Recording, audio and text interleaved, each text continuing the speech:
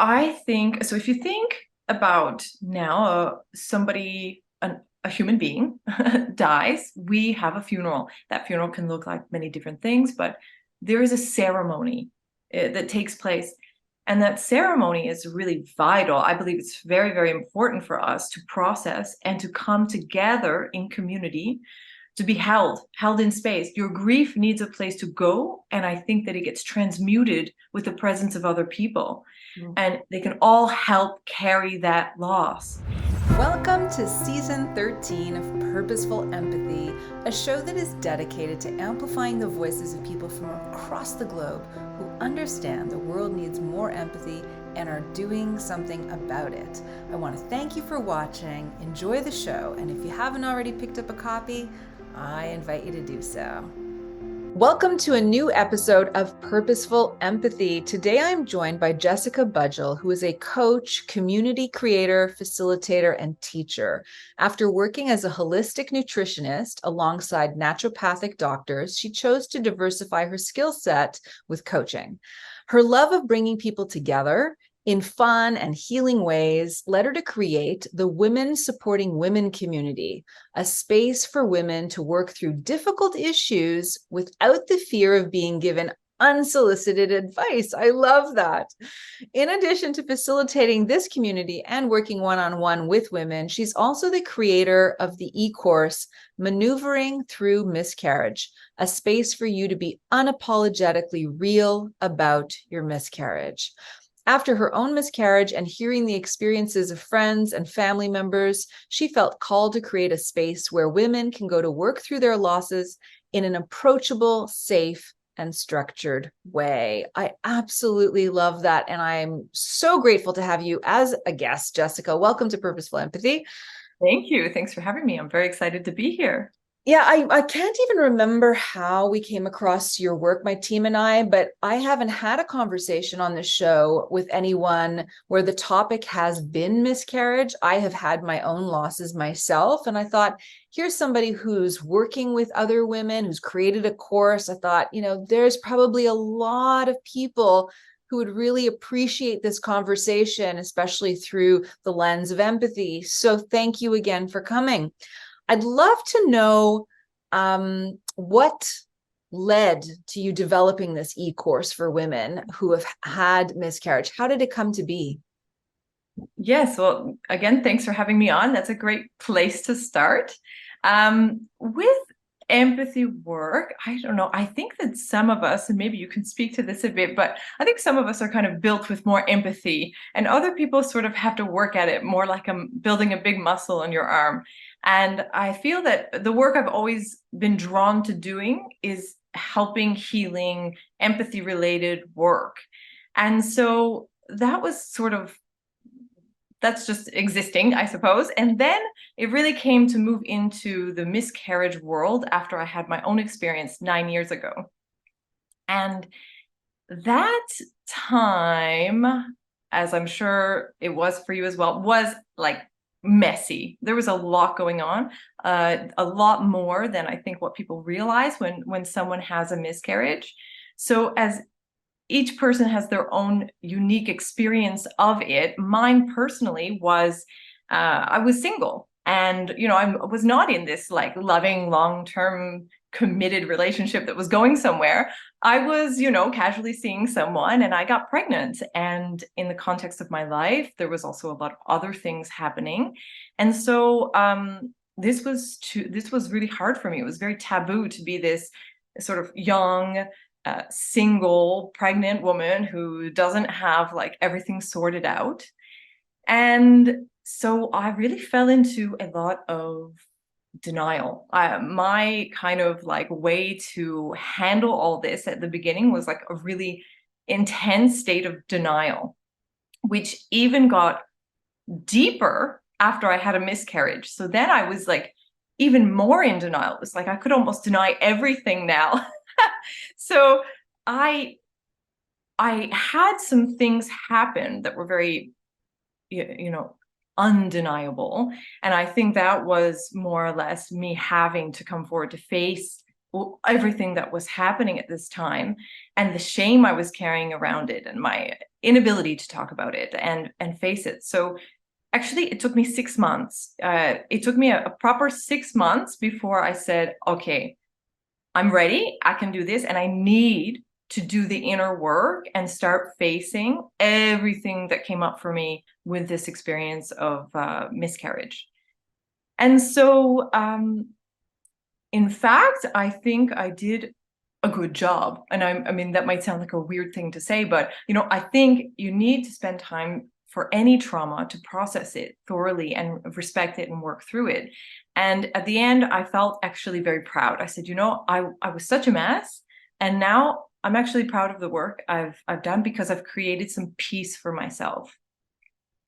And so that was that. I could talk about it and move on with my life, and it was no longer hanging about.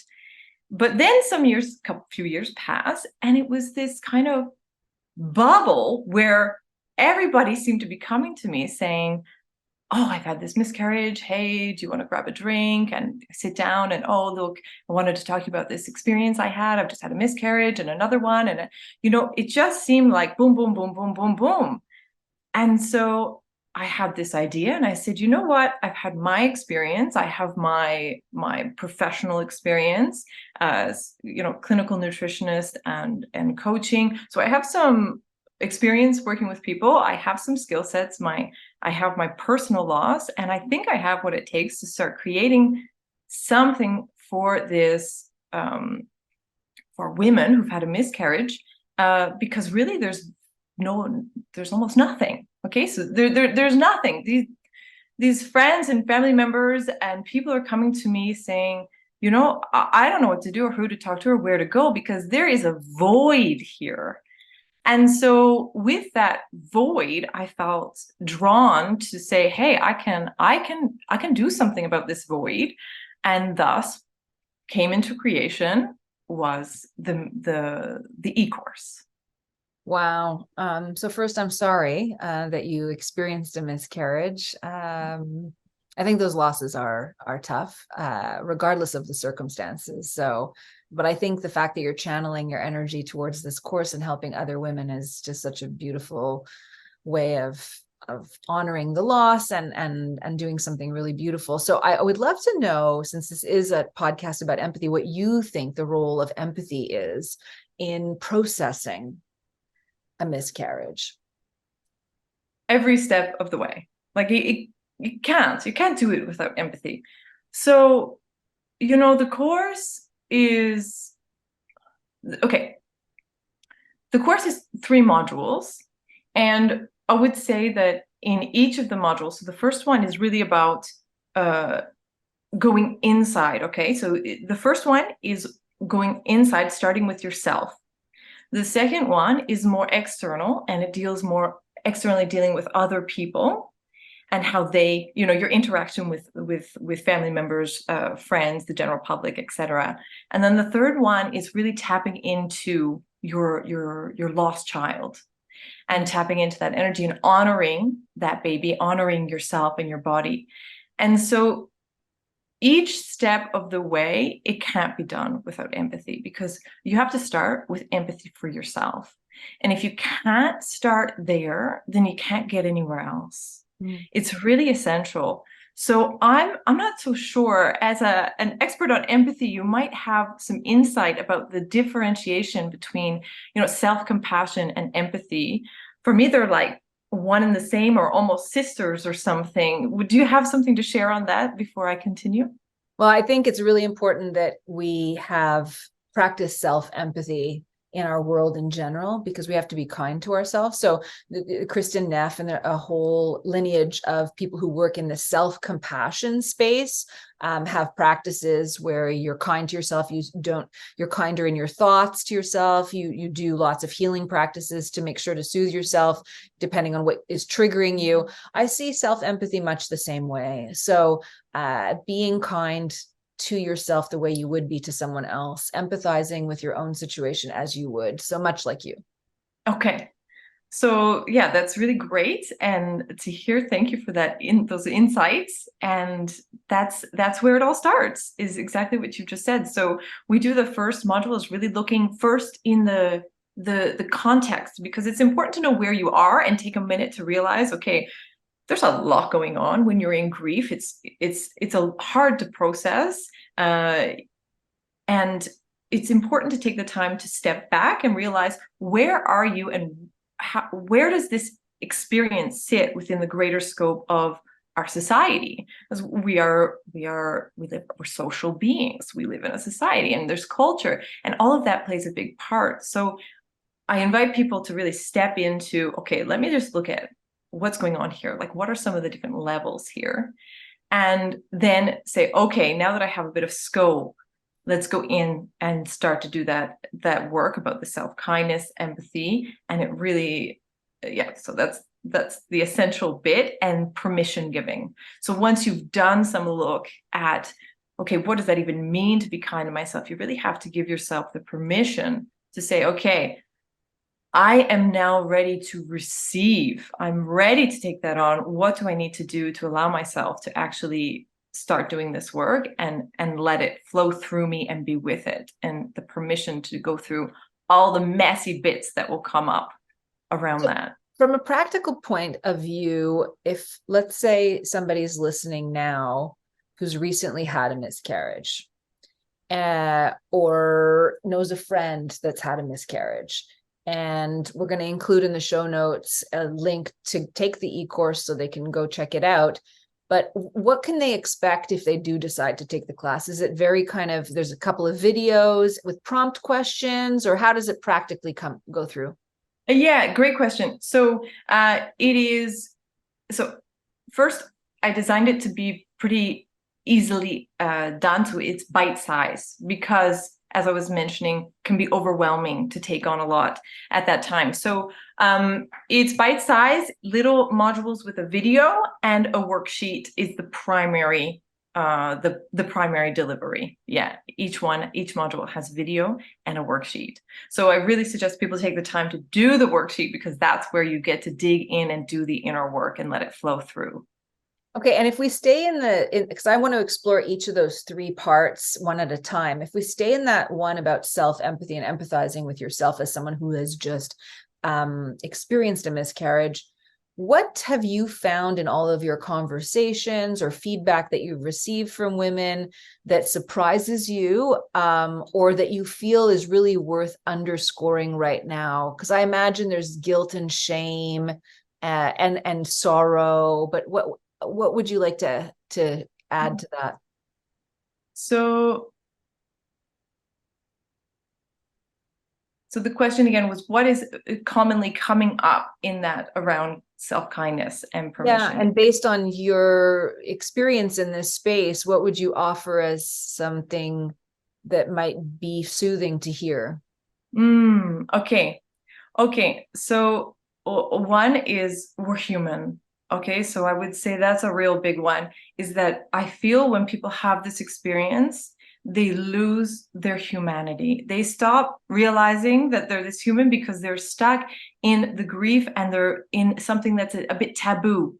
So as they do that, they don't know how to handle it, and they sort of shut down, and they stop realizing that they're just human, living this human experience, and there's lots and lots of people having this shared experience with them.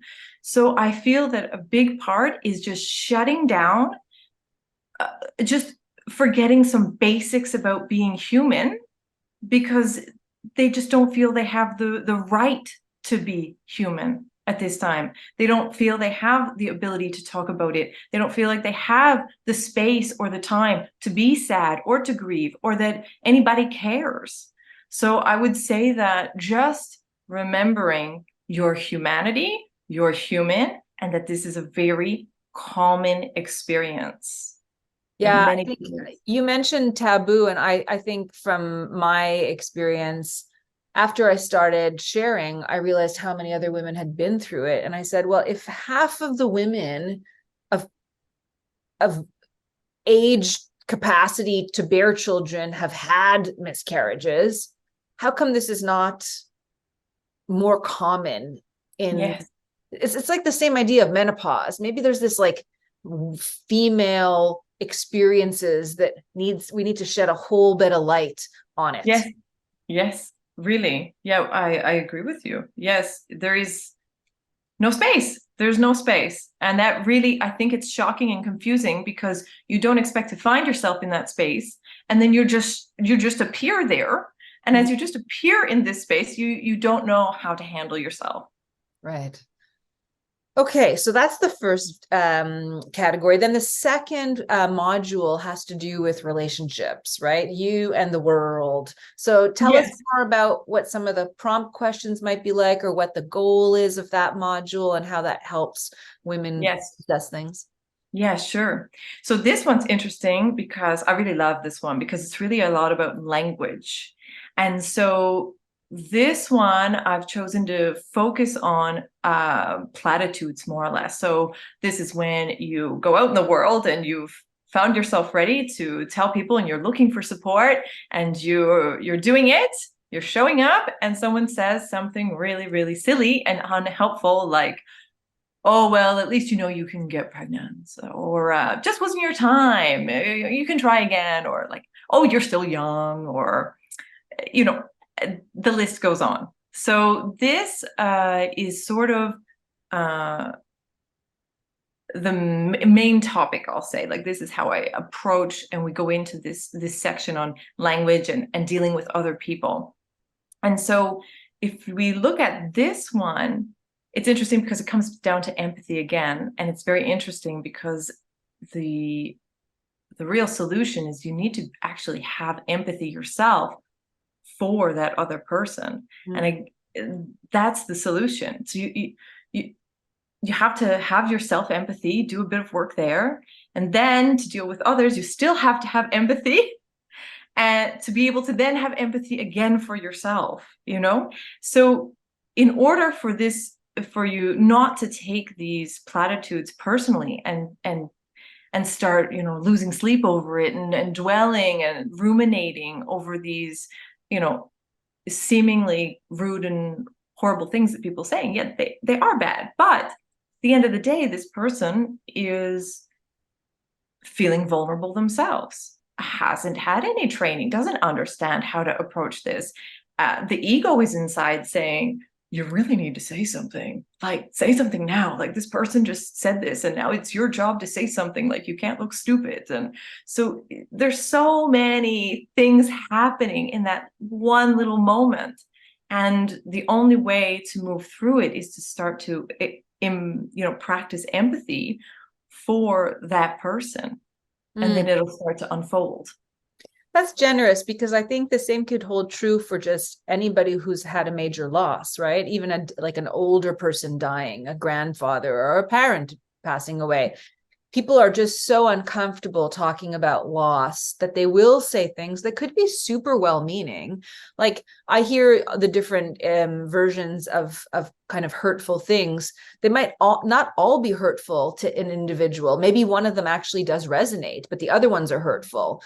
And different people will experience things differently. Like, I think I self-soothe because I did get pregnant twice, had 2 miscarriages. And for me, it was like, my body can get pregnant. So if somebody had said to me, at least you can get pregnant, that actually wasn't a painful thing for me to hear. That was actually helpful for me. So I think it's actually really generous to be somebody who's in a situation of loss, processing the loss, and hearing something that might trigger a negative emotion, and be able to process it and say, they're trying to be kind. They think that they've said something helpful. Maybe they haven't, but I'm going to give them a pass and appreciate them anyways. I mean, that's really a generous way of being. Yes, it's generous. It also takes practice. And in the worksheet, we go a little bit deeper because it is difficult and it takes some deeper awareness and processing, I think, to get there, because we're already hurting. This is our moment where we are hurting. So it's not necessarily an easy thing to do, but I think that at the end of the day, it's valuable, and we can start to do deeper work on ourselves, and things start to unfold when you dig into that. And you're not just so angry, like, how dare you say that, and just reactive, right? Exactly. And if you can if you can practice first and start to visualize and get clear about, what does that even look like? How do I want my interactions to look like? What would I even want somebody to say to me? I don't know. Like, if you don't know yourself and you don't have any sense of clarity, then we're more likely just to be triggered because, well, we're sensitive, we're hurting, we're in pain. Hi there. At the risk of interrupting this great conversation, I just want to draw your attention to two things. There's over 150 episodes on the Purposeful Empathy channel. You may want to check them out, and I would invite you to press the subscribe button so that you get them into your mailbox every week so you don't miss a show. Thanks so much for watching. Without any ad spend or SEO, we have over 25,000 organic views. I want to thank you so much for watching. Again, hit the subscribe button. The world needs more empathy, and you have a role to play. What do you think are helpful things for people to say in those circumstances? If you're a friend, if you're the partner, if you are a family member, like, what are some helpful things? Yeah, well, I think that, okay, so the first is, I think people are craving to be heard. So I think that more often than not, people just want a listening ear. And you can just tell, or you can ask the person or show up in the space or with this person just to let them know, look, I'm here to listen. What would you like to share with me? And just listen. We don't need to say much. And if we do need to say something, we can just be kind and ask, okay, how can I help you right now? You can always ask, what would be helpful? Sometimes they don't know. Sometimes you don't know. As I mentioned just a moment ago, if you find yourself in a vulnerable position, sometimes you don't know how to be held. So sometimes also an action can be helpful. Like, do you like coffee? I'm going to get you a cup. Sometimes it's more just showing an act, just showing that you care, and not trying to fill the space with advice or what you think they want to hear. You can also share something and then ask. If you feel compelled to say something, that's normal, that's fine. You can also say, how did that land for you? Was that helpful? So there's a lot of things that you can interact, a lot of ways that you can interact with someone. And it sort of takes a little bit of just trial and error, because we're all different. And so, in the example I just gave with the platitudes, like, that was something you really wanted to hear. And it's the same in this case. We're all a bit different. So you have to kind of trial and error it. And once you start practicing those things, they become easier with the next person who's hurting. Yeah. And you find yourself in that position. I think the being present and listening, I often share in workshops that there are two really important elements to active listening in my mind. One is to lean into silence. We're uncomfortable, we fill it up with stuff, and typically we fill it up with like our reference points, like, oh, I know exactly how you feel, or let me problem solve for you, right? So there's the fillers, but silence is actually helpful, because when somebody's going through something big, those silences are often not devoid of thought. It's because you're so busy thinking and processing how you're feeling after what you've just shared, that the silence actually ends up being a bit of a gift, if not an on-ramp, to the next layer of sharing, the next round of sharing. So I feel that silence is really golden.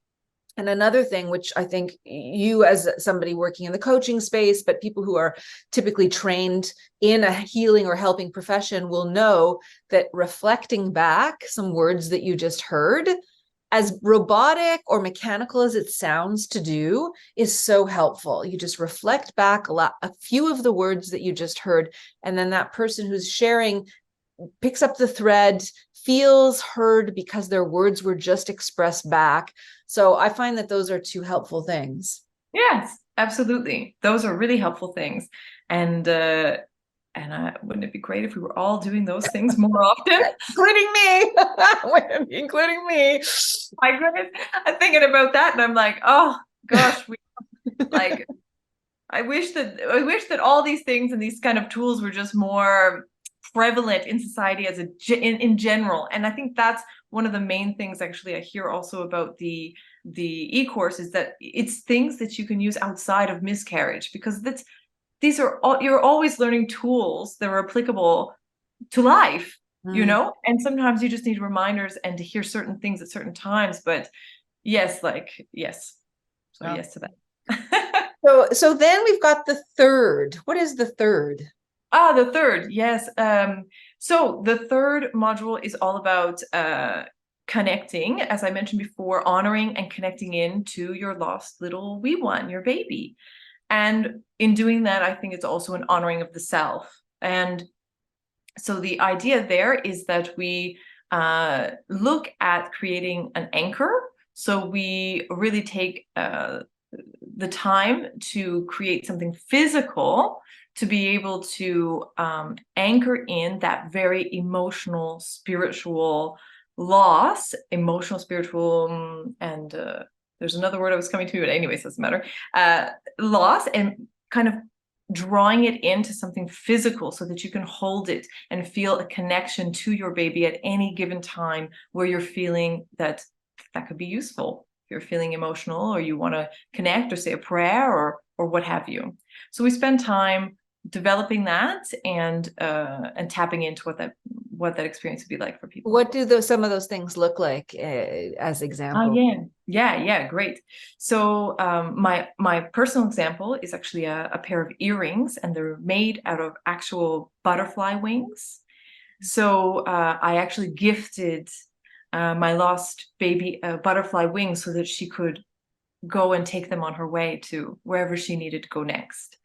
For other people, it's like even sometimes people have a poem, but then they use the whole book because they want something physical to be able to hold. But the poem is just one page of the book, but then they anchor in the experience and a connection to the whole physical book so that they can hold it, look at it, put it close, and be reminded. Um, Other people, plant is a common one. Oh, I have many of those around, but yes, plants maybe something. For example, one person took a walk regularly, and they always stopped to smell certain flowers and things. So they took that and then they planted it. I can't remember if that was inside or outside they planted. It doesn't matter, but they took the time to plant and pot and plant one of the same flower. So so it can really be many things. Another one is just a place. Someone just like to go there regularly, so they would just go back to that place, and being in that physical place was what they chose. So it can be many things. That's so interesting. Because I'm thinking from my own experience, it never even occurred to me that that would be something that I could do. And so I was pregnant with twins. And at the time that we went for our first sonogram, only one heartbeat was there, but she could see a second embryo. And then when we went back, the heartbeat of the first had passed, so that neither of them survived. And then my second miscarriage happened earlier. And when we went for her sonogram, she was also a twin, and we lost the second twin, and she is with us at 7 years old. And I don't have any physical things, but I talk to Annika about being a twin. And I know that some people might find that a bit strange, but it keeps the twin spirit alive. So I think there is something about, even though we haven't met the baby, that there is something that is symbolic, so that the baby has some representation to us and that we could go to and interface with. I don't know. I find that very, very sweet, actually. Yes. Yeah, it's really nice. Thanks for sharing all that you did. I know that's a vulnerable piece. But yeah, most people say that they enjoy the fact that they have something to hold, like you said, something physical that they can go to. And some people, oh yes, I remember now, pictures or small shrines where they can go, and it's in the house, and they know it's almost a little bit what's the word when you kind of go to church? I'm trying to think of Like a the meditation or a spiritual ritual. yes. And so it allows them a special designated part of the house where they know that they can go and tap into that energy. Because as you said, it's still alive for you, that energy. You're speaking regularly about that soul, about that person. And so, yeah, it's just, yes, it's something, a way to make it a bit more concrete. Well, I think this course sounds like a really important gift to give yourself if you're in that process of mourning a loss like a miscarriage, to work through it. So again, I'm going to include some information in the show notes. I want to pick up on something that you mentioned in our correspondence, that you think loss is meant to be processed in community. What do you mean by that? Yes. So I think, so if you think about now, a human being dies, we have a funeral. That funeral can look like many different things, but there is a ceremony that takes place.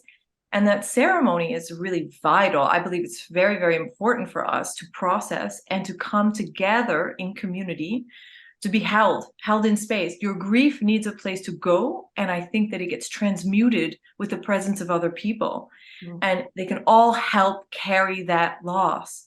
And as part of that, there could be prayer, there can be song, there can be candle work, breath work, fireworks. No, I don't mean fireworks, but working with flame and fire. And so this is something that's really integrated in our society. And I think that when it comes to miscarriage, we really, really lack ceremony and the honoring of this experience for the woman, the loss for the woman, the loss for the baby itself, and the family as a whole. And there is no space to be held, nobody to help transmute the pain. There is I believe that we really need to create that, and actually something I'm working on. So I'd like to create a place where we can come. I want to bring women together to work through ceremony for this reason, and to help them be able to. That's what I did for myself, actually. So I didn't come together in community, but I created a ceremony for myself. And that's really the pivotal thing that helped me to release. I had a shrine I created. I had candles that I sort of cleared the energy of the candle. I said my prayers into this candle. And I mentioned at the beginning that I was not in a committed relationship. So I brought it to the father and I said, could you do me a favor? If it feels authentic for you, can you hold these candles and can you say a prayer, and can you just share what you'd like to, just put it into this candle, and I'm going to burn them. I think it was just one. Sorry, I'm talking plural, but it was just one candle, a tea light. And then and he said, oh, I really like this idea. I think it's great. And I'd be really happy to do that.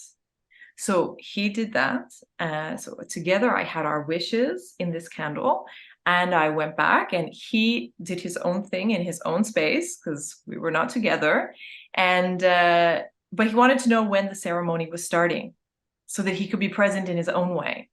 And so I told him, and then on my time, I had my shrine, I set my space, and I lit my candle. And when the candle was lit, it was the formal opening sort of my ceremony.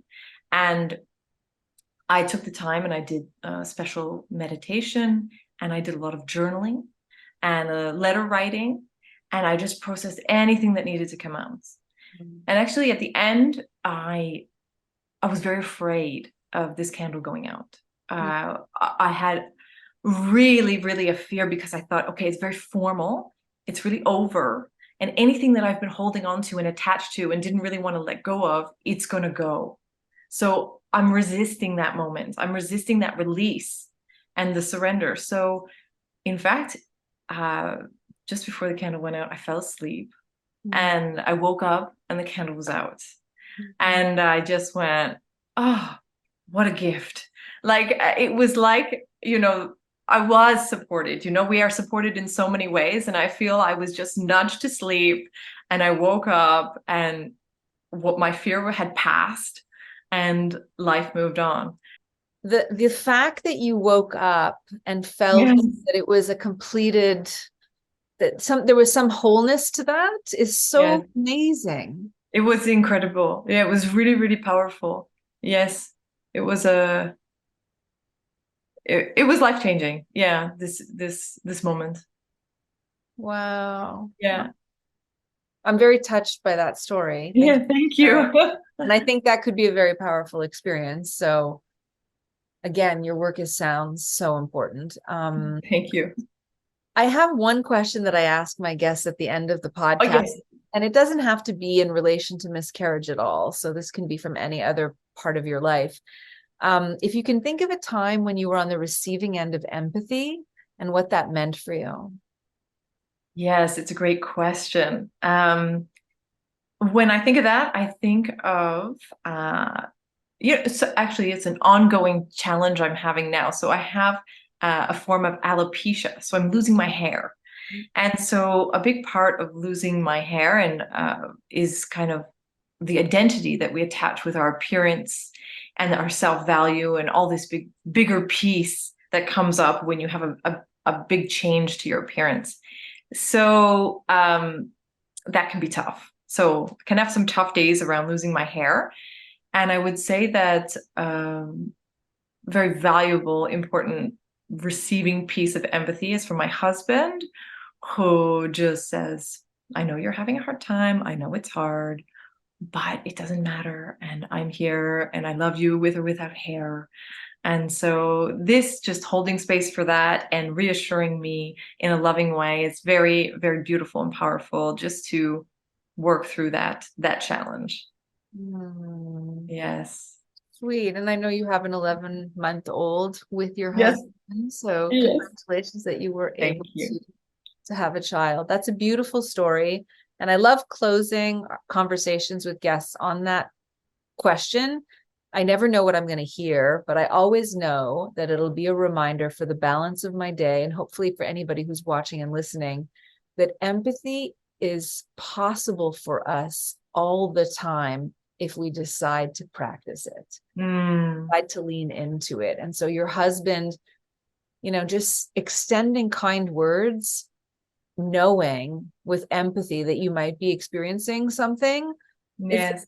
It's a generous thing and an easy thing for him to do. And we all have that capacity. And what would the world look like if we all did that a little more often with one another? Yes. Yes. And you're doing beautiful work to help that come into creation. So thank you for the work you do.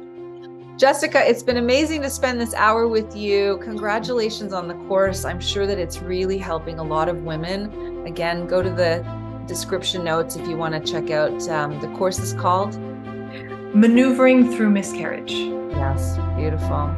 Thank you all for watching. Thanks for listening. We'll see you next week at Purposeful Empathy. Thanks so much for watching this episode, and I hope you'll consider subscribing to the channel. Purposeful Empathy is devoted to amplifying the voices of people from across the globe who understand the world needs more empathy and are doing something about it.